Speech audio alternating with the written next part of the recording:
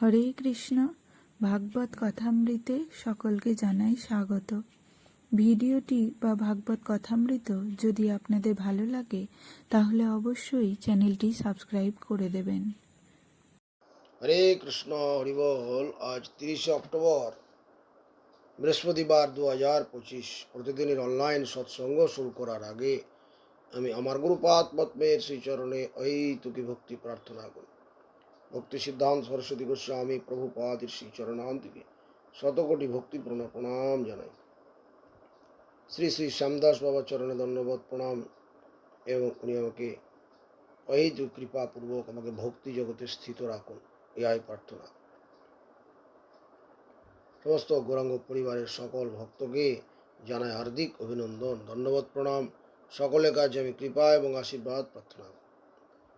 বন্দে গুরুপদদ্বন্দ্বম ভক্তবৃন্দ সমন্বিতম শ্রীচৈতন্য প্রভুম বন্দে শ্রীনিত্যানন্দ সহোদিতম শ্রীনন্দনন্দনং বন্দে শ্রীরাধিকা চরণোদ্বয়ম গোপীজন সমায়ুক্তং বৃন্দাবনং মনোহরম অজানুলম্বিত ভুজৌ কনকাবদাতৌ সংকীর্তনৈকপিতরৌ কমলায়তাক্ষৈ বিশ্বম্ভরৌ দ্বিজবরৌ যুগধর্মপালৌ বন্দে জগৎপ্রিয়করৌ করুণাবতারৌ।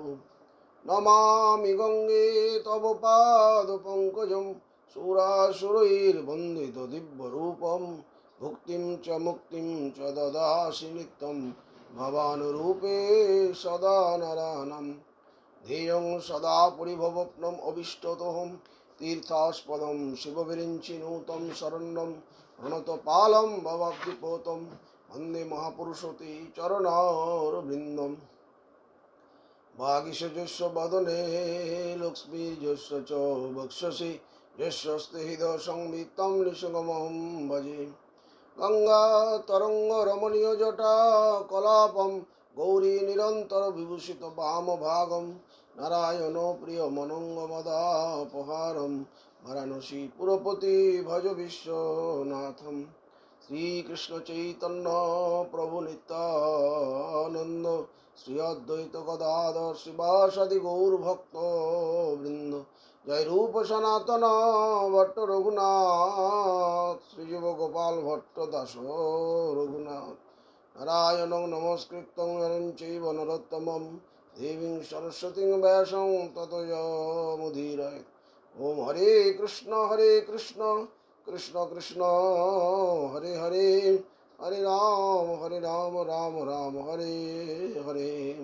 गौरीय गोष्ठीपति भक्ति सिद्धांत सरस्वती ठाकुर प्रभुपाद परमहंस जगद्गुरु জানিয়েছেন যে আমাদের প্রকৃত আমরা স্বাধীনতা বলি, সেই জিনিসটা কি প্রকৃত স্বাধীনতা। আগের দিন আমরা স্বতন্ত্রতা সম্বন্ধে আলোচনা করেছিলাম, মঙ্গলের পথ কি এটা আলোচনা করেছিলাম। আজকে আমরা প্রকৃত স্বাধীনতা আমরা যে বলি, আমরা সবাই স্বাধীন, এই কথাটায় প্রভুপাদ কি ব্যাখ্যা করেছেন সেটা আমরা শ্রবণ করব আজ।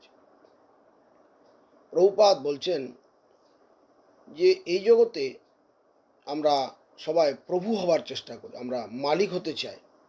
আমাকে সবাই প্রভু বলুক, আমাকে সবাই সম্মান দিক, এরকম একটা সবাই আমাদের চিন্তা হবে।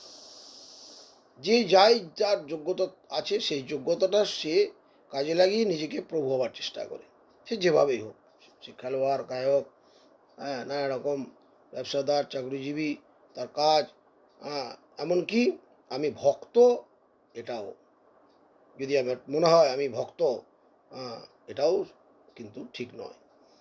এই জগতে প্রভু হবার চেষ্টা হচ্ছে অভক্তি। তো এখানে বলছেন প্রভুপাদ, এটা কিন্তু স্বাধীনতা নয়, এটা হচ্ছে অধীনতা। আমরা নিজেকে স্বাধীন মনে করছি যে আমি স্বাধীন, কিন্তু প্রভুপাদ বলছেন এটা অধীনতা ছাড়া কিছু নয়। কারণ এই জগতের স্বাধীনতাটা হচ্ছে অধীনতার একটা প্রচ্ছন্ন রূপ। এটা ওরকম মনে হয়, কিন্তু আদৌ কিন্তু তা নয়। বলছেন যে সচ্চিদানন্দ বিগ্রহ পরমেশ্বর ভগবানের অধীনতা, তাই হচ্ছে পূর্ণ স্বাধীনতা। আমরা যদি স্বাধীনতা বলি তাহলে কিন্তু সেই স্বাধীনতাটা হচ্ছে ভগবান সচ্চিদানন্দ বিগ্রহ কৃষ্ণের আমরা যদি সেবা করি তাহলে আমরা প্রকৃত স্বাধীন হলাম, আর নাহলে পরাধীন।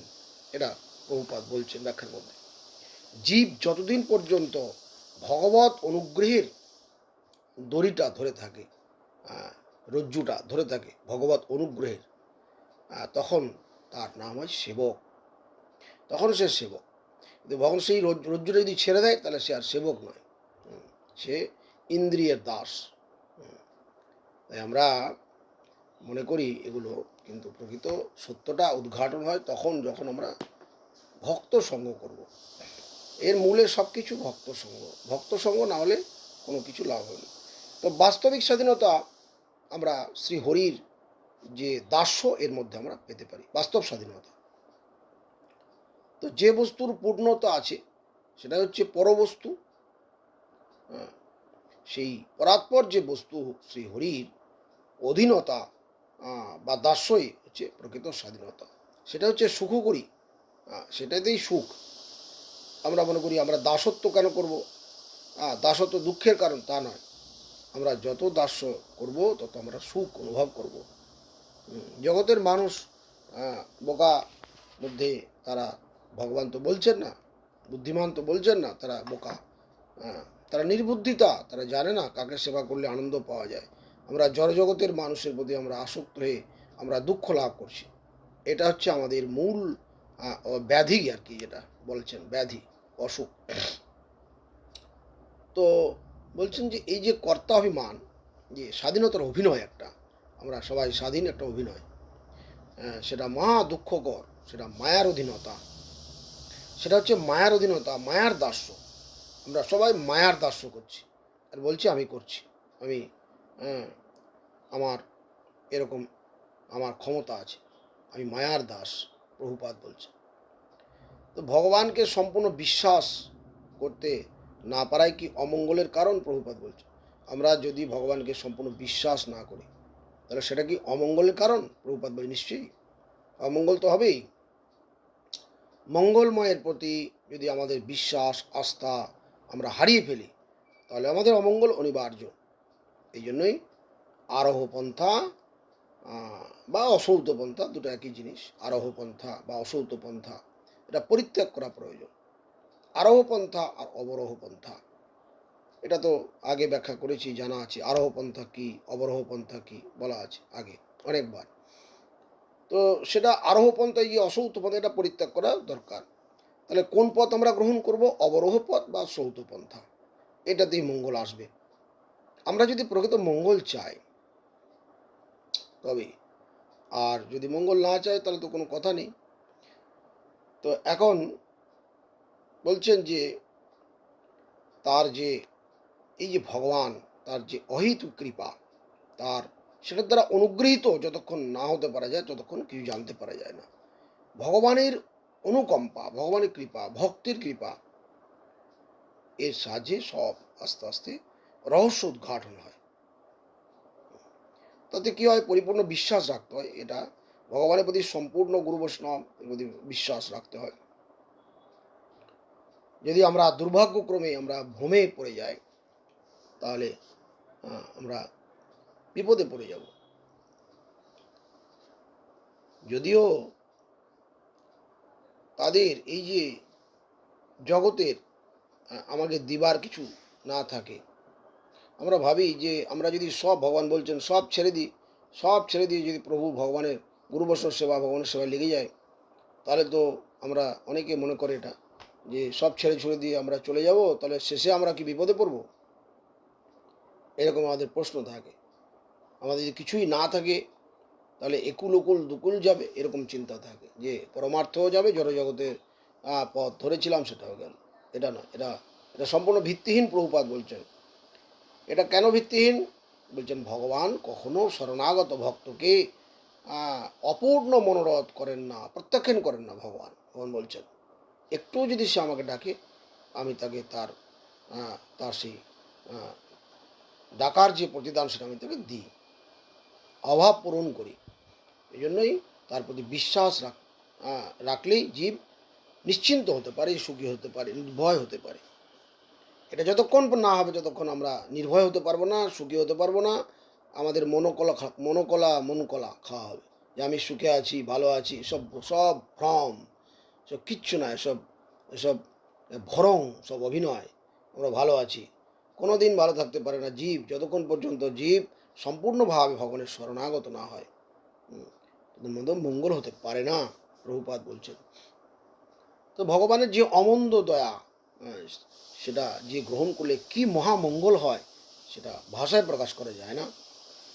সেটা বাত নয়, লেকচার নয়, লেকচার দিলেই আমি হয়ে যাবে আমার, এরকম নয়। পাঠ করলাম বলে যে আমি আমার হয়ে যাবে, এরকম নয়। পাঠের সঙ্গে, আমার বলার সঙ্গে আমার জীবনের বাস্তবতার মধ্যে অনুভব থাকতে হবে, এবং আমার জীবনের আচার আদর্শ থাকতে হবে, তবে সেটা আমার হবে। নতুবা ও তো লেকচার হয়ে যাবে। লেকচারটা ঠিক ভক্তি নয়, লেকচারটা তো অনুভব নয়, ওটা মুখস্থ করা বলি, এর দ্বারা হয় না। এই জন্যেই এগুলো খুব ভালো করে শুনতে হবে, প্রভুপাদের উপদেশ শুনতে শুনতে আমাদের কোনো দিন যদিও কৃপা হয়, এর জন্য ধৈর্য ধারণ করতে হবে। এটি একটা অমূল্য অপ্রাকৃত অভাব অতৃপ্তি নামক সম্পদ লাভ হয়। যখন ভগবানের অনুকম্পা লাভ হয়, তখন কিন্তু অপ্রাকৃত একটা তার একটা ভাব তার মধ্যে আসে, অপ্রাকৃত। তখন আর একঘেয়ে লাগে না। অনুশীলন, ভগবান নাম রূপ গিন্ডিলা, এগুলো একটা একঘেয়ে মনে হয় না। সেবাটাকে একঘেয়ে মনে হয় না, যে সেবা করে আমি ঠকে গেলাম, এরকম একটা অনুশোচনা থাকে না যখন আমরা সম্পূর্ণভাবে ভগবানের শরণাপন্ন হতে পারবো। এই জন্যই মহাবদান্য প্রভু আমাদেরকে কখনো সমুদ্রে, নিরাশার সমুদ্রে নিক্ষেপ করেন না, যে আমরা ঠকে যাব ভগবানকে ডাকলে, কখনোই না, এটা ভুল কথা। আমাদের স্বতন্ত্র নামক একটা মহারত্ন আমাদের কাছে রয়েছে, স্বতন্ত্রতা নামক একটা মহারত্ন, সেইটা পরিত্যাগ করতে হবে। যতক্ষণ পর্যন্ত আমার সামান্য একটু স্বতন্ত্রতা থাকবে, হবে না। এই জড় জগতেই আমাকে ঘুরতে হবে, সম্পূর্ণভাবে ভগবানের চরণে শরণাপন্ন হতে হবে। ভক্তের চরণে আগে, তারপরে ভগবানের চরণে। আমি ভগবানের চরণে শরণাপন্ন হব আর ভক্তকে অবমাননা করব, সেটাতে কোনোদিন হবে না। এই জন্য এই সমস্ত এত মূল্যবান যে কথা রয়েছে, সেগুলোকে খুব সতর্কতা পূর্বক আমাদেরকে প্রতিদিন শ্রবণ পঠন পাঠনের মাধ্যমে সময় দিতে হবে। আমরা অনেক সময় দিই কাজের মধ্যে, অনেক যেগুলো প্রয়োজন নেই সেগুলো তো আমরা সময় দিই। সেই যেগুলো প্রয়োজন নেই সেগুলোর সময়টাকে একটু বের করে যদি এই সমস্ত জিনিসকে করা যায়, শোনা যায়, তাহলে তো মঙ্গল হবে। আমার কাজ আছে, ঠিক আছে, কিন্তু কাজের মধ্যেও আমরা অনেক সময় নাম করে আমরা সময় নষ্ট করি। তো এই সময়গুলোকে যদি বাঁচিয়ে একটু করা যায়, এই সমস্ত কথাগুলোকে শ্রবণ করা যায়, তাহলে অনেক লাভ। ভগবান শ্রীকৃষ্ণ কতভাবে, কত শাস্ত্রের মধ্যে বর্ণনা করেছেন, সেগুলো তো সামান্য জিনিস নয়, আর সামান্য একটু সময় পড়ে গেলাম, বলে দিলাম, এরকম নয়। সেটা নিজের জীবনে অ্যাপ্লাই করার নামই হচ্ছে ভক্তি সাধন, ভজন। তো যাই হোক, আজকে আমরা এই পর্যন্তই প্রভুপাদের উপদেশ থেকে শ্রবণ করলাম। পরের দিন আমরা আবার শ্রবণ করব। বাঞ্ছা কল্পতরুভশ্চ কৃপা সিন্ধুভ্যেব চ পতিতানাং পাবনেভ্যো বৈষ্ণবেভ্যো নমো নমঃ। হরে কৃষ্ণ। ভাগবত কথামৃত ভালো লাগলে অবশ্যই কমেন্ট বক্সে জানাবেন, আর ভালো লাগলে সাবস্ক্রাইব করে দেবেন।